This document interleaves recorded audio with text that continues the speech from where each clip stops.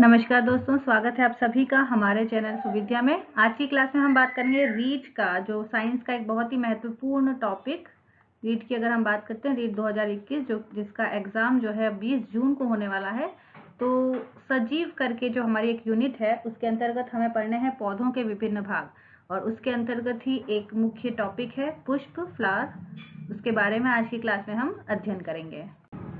तो अगर हम बात करते हैं पुष्प की, तो पुष्प जो है एक प्रकार से हम कह सकते हैं कि ये प्ररोह का एक भाग है, तने का एक मुख्य रूप से भाग होता है, और इसका जो मुख्य फंक्शन होता है लैंगिक जनन के लिए, सेक्सुअल रिप्रोडक्शन के लिए इसका मुख्य कार्य होता है, और ये एंजियोस्पर्म में पाया जाता है। ओके, अगर हम कैटेगरीज देखते हैं प्लांट्स की, तो 5 भागों में प्लांट्स को बांटा गया है। अगली स्लाइड में हम इसे देखेंगे।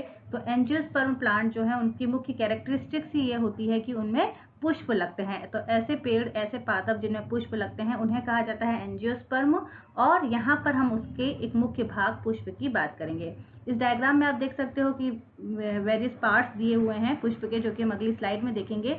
मेन जो पार्ट है, आउटर मोस्ट पोर्शन जो है, जिसे हम सेपल कहते हैं, ग्रीन पोर्शन जो होता है, पेटल जो कलरफुल पोर्शन होता है। इसके अलावा मेल और फीमेल जो सेगमेंट्स हैं, एंथर, फिलामेंट, और ये कहलाते हैं स्टेमिन, और stigma, style, ovary and ovule, these are called as the pistil. तो ये कुछ इंपॉर्टेंट पार्ट्स हैं जिनकी डिटेल में आज की क्लास में हम चर्चा करेंगे।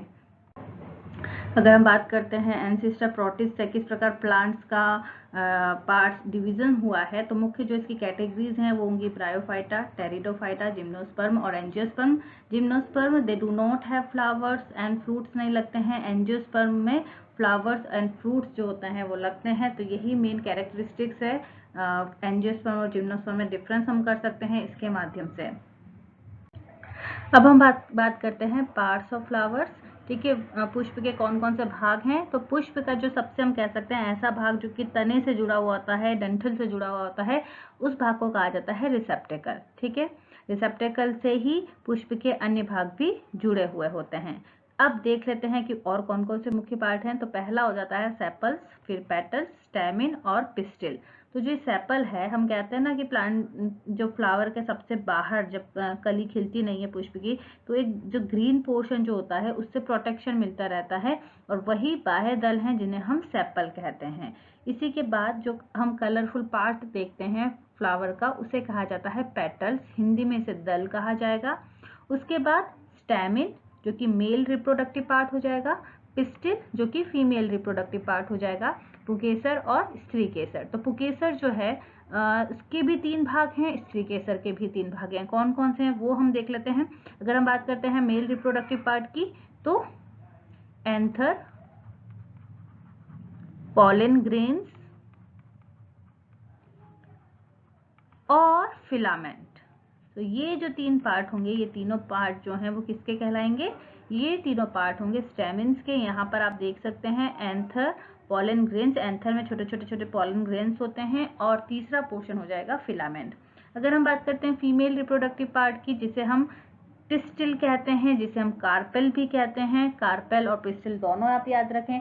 इसी के साथ अगर यहाँ पर सेपल्स की जगह कैलिक्स लिखा आए तो वो भी सही होगा। कैलिक्स का मतलब बाह्य दल होता है। दल की अगर हम बात करते हैं तो आप कोरोला जो है वो भी याद रखें। कोरोला जो है वो दल को कहा जाता है, कैलिक्स कोरोला। इसी के साथ एंड्रियोशियम और गाइनोशियम। ठीक है, पुंकेसर को एंड्रोशियम और स्त्री केसर को गाइनोशियम भी कहा जाएगा। अब अगर हम देखते हैं स्त्री केसर के 3 भाग कौन कौन से, तो स्टिग्मा, स्टाइल और ओवेरी। स्टिग्मा सबसे ऊपर का पार्ट हो जाएगा पिस्टिल का। स्टाइल ये लंबी जो पूरा नली का जो भाग है वो हो जाएगा। एंड फाइनली यहाँ पर आप देख सकते हैं स्वेलन पार्ट जो होता है वो ओवेरी कहलाएगा। ओवेरी के अंदर ओव्यूल्स प्रेजेंट होते हैं। तो सबसे पहले हम बात करते हैं सेपल्स की, बाह्य दल की। Collectively sepals are known as calyx. अगर हम एक ही ग्रीन पोर्शन की बात करते हैं तो वो सेपल कहलाएगा, और कलेक्टिवली अगर हम उन्हें बात करें तो उन्हें हम क्या कहेंगे? कैलिक्स कहेंगे। अब कैलिक्स जो है आप देख सकते हैं अलग अलग फ्लावर्स में, ये जो पोर्शन है ग्रीन कलर का ये कैलिक्स है, या फिर ये कैलिक्स है, और ये सब पोर्शन जो है वो कैलिक्स होते हैं। ठीक है, अब इनका जो मुख्य काम होता है वो होता है प्रोटेक्शन का, सुरक्षा देना। ठीक है, कलर इनका जनरली क्या होगा? हरे कलर के होते हैं।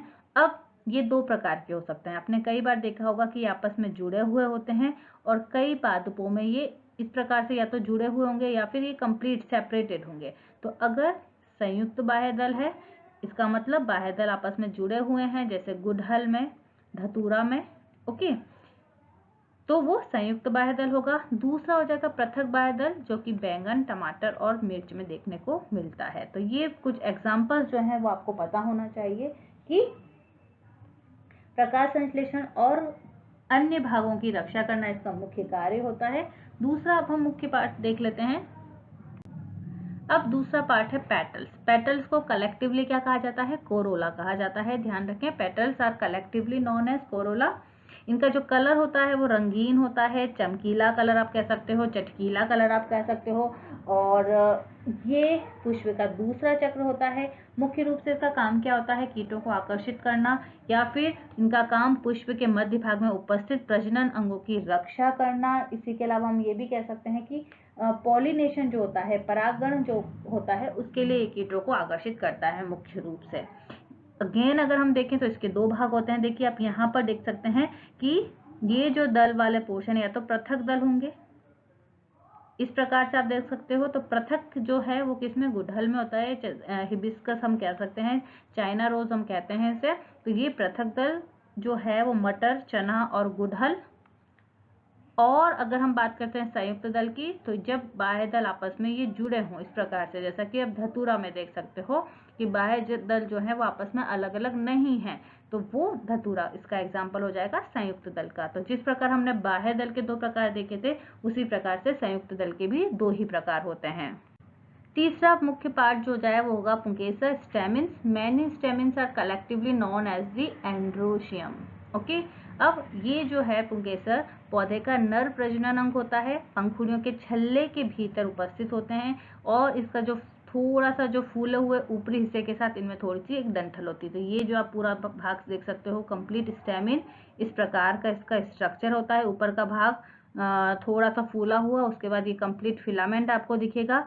अब परागकण जो हैं उनके अंदर नर युग्मक जो है, मेल गैमेट जो है, वो कहाँ पाया जाता है? परागकणों के अंतर्गत पाया जाता है।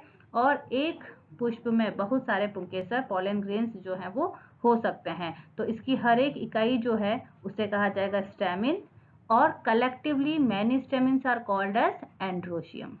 मुख्य तीन पार्ट अगर हम देखें स्टेमिन के, तो सबसे पहला भाग जो है वो हो जाएगा परागकोश, जिसे अंग्रेजी में एंथर कहते हैं। एंथर में बहुत सारे पॉलन ग्रेन्स होते हैं जो कि पॉलिनेशन के लिए जरूरी हैं। एंड ये जो आपको डंठल दिख रही है नीचे, तंतु कहलाता है, अंग्रेजी में से फिलामेंट कहा जाता है। तो स्टेमिन के जो मुख्य पार्ट होंगे वो तीन होंगे, एंथर, पॉलन ग्रेन और लास्ट हो जाएगा आपका फिलामेंट। तो इस डायग्राम में गुड़हल का जो पुष्प है, इसमें हिबिस्कस भी कहते हैं हम इसे, रोजा, हिबिस्कस रोजा साइनेंसिस कहते हैं, या फिर आप चाइना रोज कहते हैं। तो यहाँ पर आप देख सकते हो ये येलो कलर के जो पूरा डायग्राम आपको दिख रहा है, यहाँ पर ये स्टेमिन है, और ये जो रेड कलर का पोर्शन है ये फिलामेंट हो जाएगा। अपर साइड में पॉलन ग्रेन होंगे, अंदर पॉलन सेक होता है जो कि 4 लोब्स में डिवाइडेड होता है।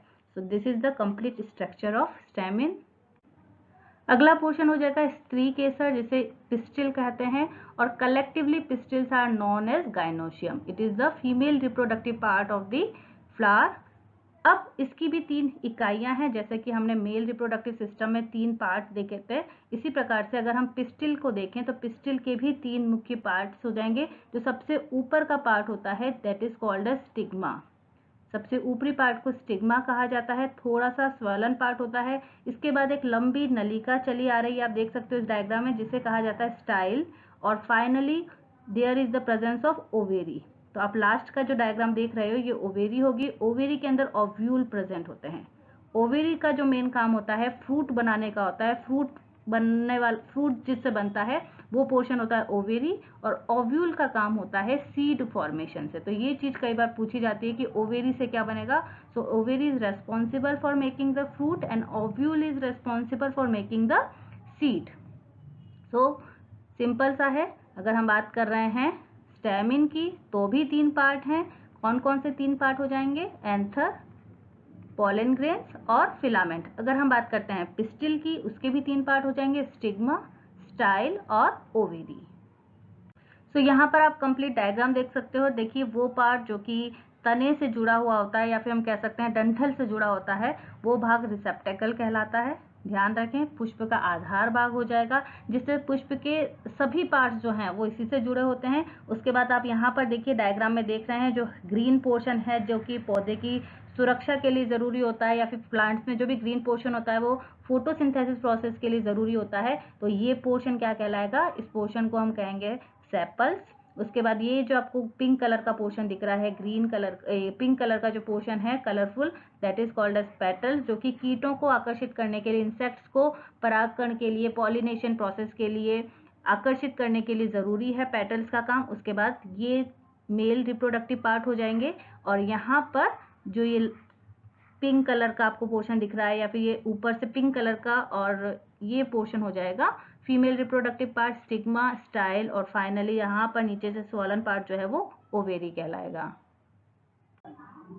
अब अभी तक तो हमने पुष्प के पार्ट्स देखे, भाग देखे। अब हम देखते हैं टाइप्स ऑफ फ्लावर्स। ठीक है, तो on the basis of stamen and pistil, कि भाई कई पुष्प ऐसे होते हैं जिनमें या तो सिर्फ स्टेमिन प्रेजेंट होता है या फिर सिर्फ पिस्टिल प्रेजेंट होता है। तो ऐसे पुष्पों को कहा जाता है एक लिंगी पुष्प, यूनिसेक्सुअल फ्लावर। तो अब हम बात करते हैं टाइप्स ऑफ फ्लावर। तो देखिए पुष्पों को मुख्य रूप से 2 प्रकारों में बांट सकते हैं on the basis of stamen and pistil. पहला हो जाएगा एक लिंगी पुष्प, नाम से पता चल रहा है एक लिंगी पुष्प जिनमें एक ही जनन अंग हो, जैसा कि पपीता। पपीते में जो फ्लावर्स होते हैं, या तो उस फ्लावर में ओनली मेल रिप्रोडक्टिव पार्ट होगा या फिर फीमेल रिप्रोडक्टिव पार्ट होगा, और आप उन पुष्पों को देखकर पहचान सकते हैं। इसी प्रकार से दूसरा जो प्रकार होता है वो होता है द्विलिंगी, ऐसे पुष्प जिनमें कि मेल रिप्रोडक्टिव पार्ट और फीमेल रिप्रोडक्टिव पार्ट दोनों पाए जाते हैं। गुड़हल इसका सबसे अच्छा उदाहरण है, या फिर गुलाब इसका अच्छा उदाहरण है, जिनमें उभयलिंगी हम इसे कह सकते हैं। पुमंग और जायांग जो है वो दोनों प्रेजेंट होते हैं। दूसरा अगर हम देखें पुष्पों को किस प्रकार से बांटा जा सकता है, तो दूसरा हो जाएगा भाई उनके स्ट्रक्चर के आधार पर या फिर उनकी समिति के आधार पर। इसमें भी इन्हें 2 भागों में बांटा गया है। पहला कहलाता है त्रिज्या समित। त्रिज्या समित का मतलब ये होता है कि आप पुष्प को किसी भी भाग से काटें, ठीक है, आप यहाँ पर डायग्राम में देखें, तो पुष्प को कहीं से भी काटे, वो बराबर अगर 2 भागों में बट पा रहा है तो उसे कहा जाएगा त्रिज्या समित पुष्प। उदाहरण जो है सरसों का धतूरा इसका उदाहरण हो जाएगा। और दूसरा जो प्रकार होता है वो कहलाता है एक व्यास समित। एक व्यास समित यानी सिर्फ अगर हम वर्टिकली एक ही पोजीशन से अगर कट करते हैं फ्लावर को, तभी हम देखते हैं कि वो 2 भागों में बांट सकते हैं, और किसी एंगल से अगर हम उस फ्लावर को कट करेंगे तो वहां पर वो 2 भागों में बराबर रूप से नहीं बटेगा। तो इसके जो उदाहरण है, मटर का पुष्प ले लें या फिर गुलमोहर का पुष्प ले लें, ये क्या कहलाते हैं एक व्यास समित। एक व्यास समित यानी पूरे पुष्प में एक ही जगह ऐसी है जहां पर हम उसे लंबवत काटते हैं या ऊर्ध्वाधर तल से काटते हैं तो ये 2 भागों में विभाजित हो जाता है। इसके अलावा असममित भी होते हैं। असममित यानी आप कहीं से भी उस पुष्प को काटें, वो 2 भागों में बराबर रूप से नहीं बढ़ सकता, यानी उनका स्ट्रक्चर कुछ इस प्रकार से होता है कि हम उसे 2 भागों में नहीं बांट सकते। जैसे कि केले के जो फूल होते हैं वो असममित उदाहरण माने जाएंगे। अब हमने बात की पार्ट्स ऑफ फ्लावर और उसके बाद टाइप्स ऑफ फ्लावर। अब कंप्लीट प्रोसेस, भाई एक पुष्प के द्वारा किस प्रकार से फल बनने की क्रिया जो है वो होती है, या किस प्रकार से पॉलिनेशन प्रोसेस होता है, या नया बीज बनने का जो प्रोसेस है उसमें क्या क्या आगे की प्रक्रियाएं होंगी। तो ये जो कंप्लीट प्रोसेस है, पूरा जो प्रक्रिया है वो 2 चरणों में होती है। पहले होता है पॉलिनेशन। पहला प्रोसेस क्या होगा, कई बार ये एग्जाम में पूछा हो जाता है कि पॉलिनेशन प्रोसेस पहले होता है या फर्टिलाइजेशन प्रोसेस पहले होता है।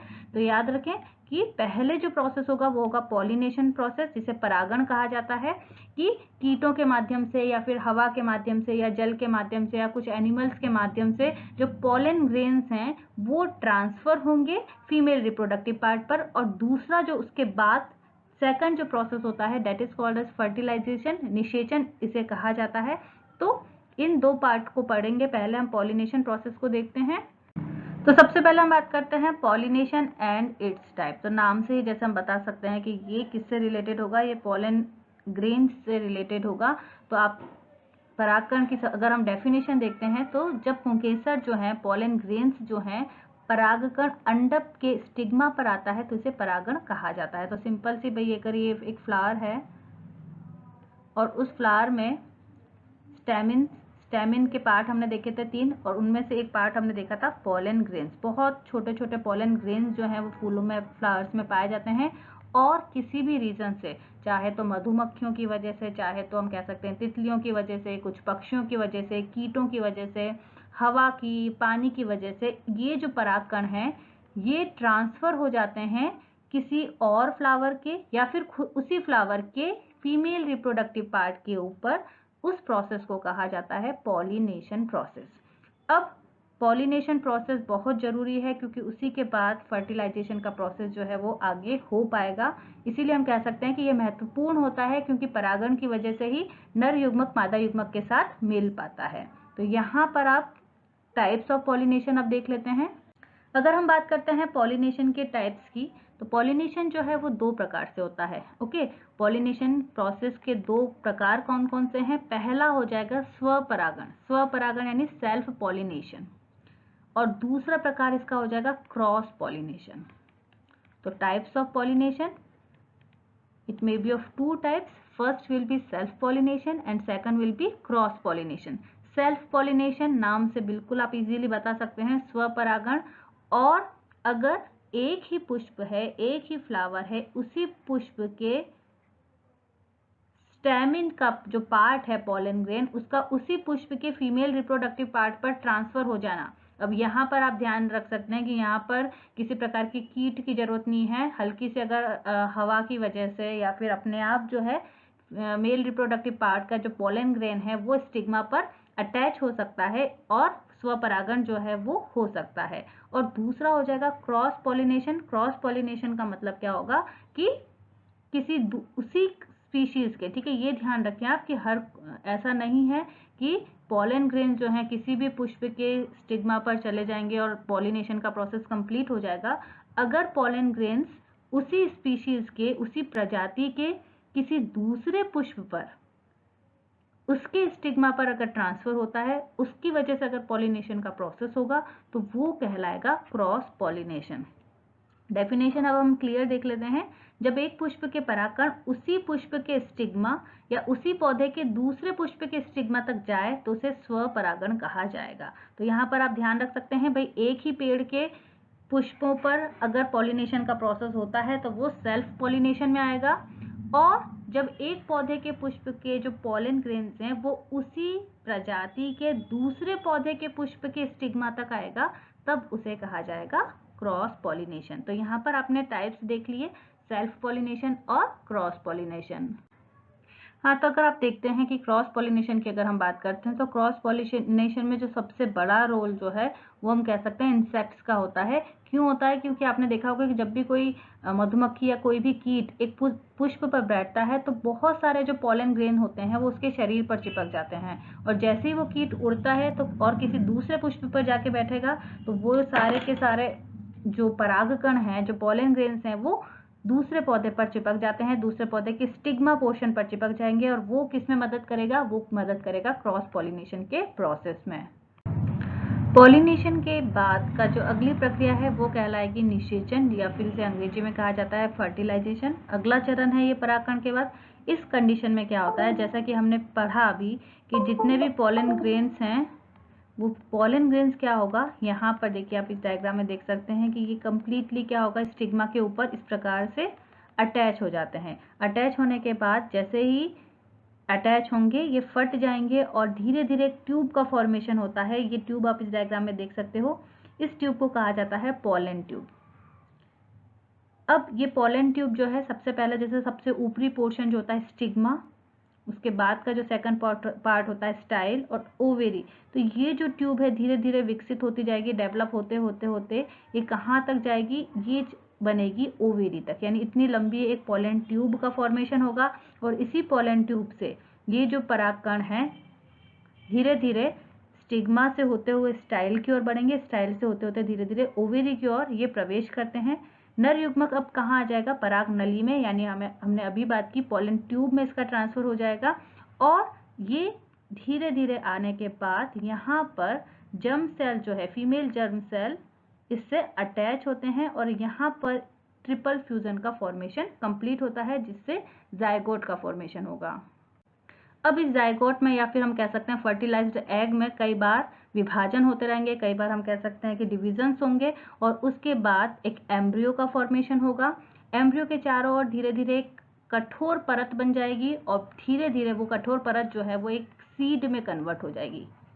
पुष्प का जो अंडाशय का भाग है वो विकसित होकर फल का रूप ले लेगा। ठीक है, तो यहाँ पर आप एक चीज वापस याद रखें कि ओव्यूल्स जो थे, ओव्यूल्स जो हैं वो किसका फॉर्मेशन करेंगे, वो सीड का फॉर्मेशन करेंगे और जो हमारा अंडाशय वाला पार्ट है, ओवेरी वाला पार्ट है, वो धीरे धीरे विकसित होकर फल का रूप धारण कर लेगा। उस फल के अंदर क्या प्रेजेंट होगा, बीज होगा, सीड होगा और जो दूसरे हिस्से हैं, जैसे कि हमने पुष्प में कौन कौन से हिस्से देखे थे, हमने बाह्य दल देखा था, पेटल्स देखे थे, स्टिग्मा देखे थे, या फिर हमने एक स्टाइल वाला पोर्शन देखा था। तो ये सारे जो पार्ट हैं वो सूख कर गिर जाते हैं और ये जो पुष्प था वो धीरे धीरे किस में कन्वर्ट हो जाता है, फल में कन्वर्ट हो जाता है। तो कुछ फल जो होते हैं वो मुलायम और रसीले होते हैं, जबकि कुछ फल जो होते हैं वो कठोर और सूखे होते हैं।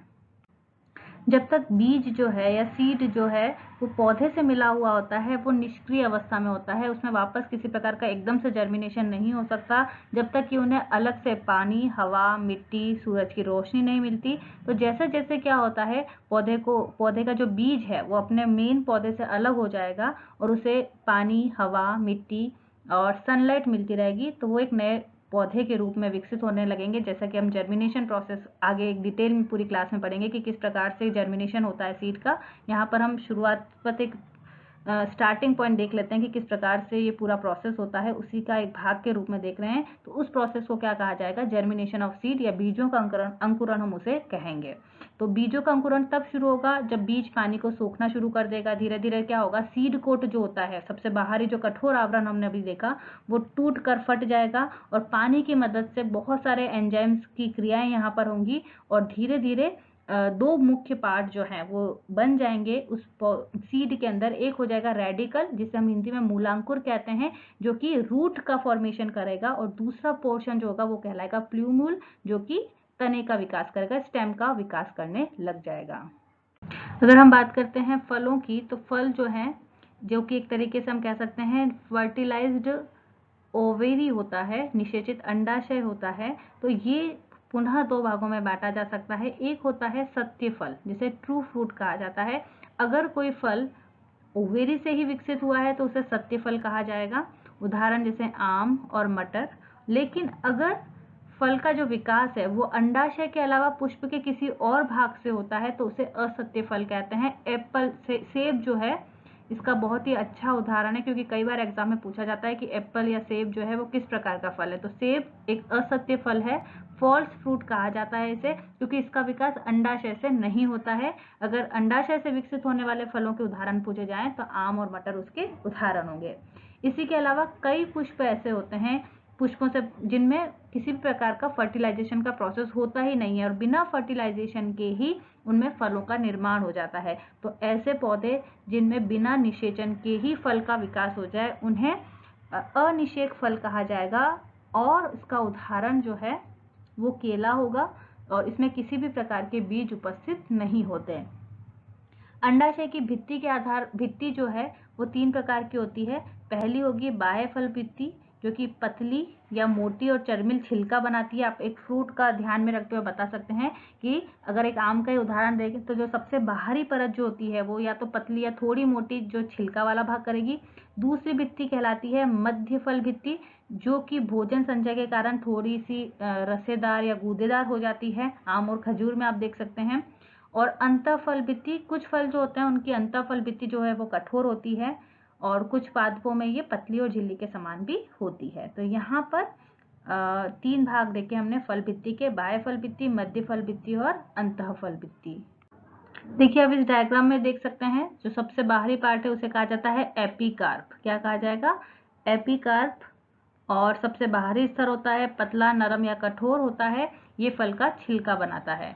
दूसरा भाग हो गया मीजोकार्प, जो कि मोटा, गूदेदार, खाने योग्य भाग होता है। आम का मध्य फल पीला भाग जो होता है वो खाने योग्य होता है, लेकिन सभी में इस प्रकार का नहीं होता। नारियल की अगर हम बात करें तो वो रेशेदार जटा के रूप में पाया जाता है। और अंदर का जो पार्ट है वो कहलाता है एंडोकार्प, जो सबसे भीतरी स्तर होता है। नारियल बेर में ये कठोर होता है, लेकिन खजूर संतरे में ये पतली झिल्ली के रूप में पाया जाता है।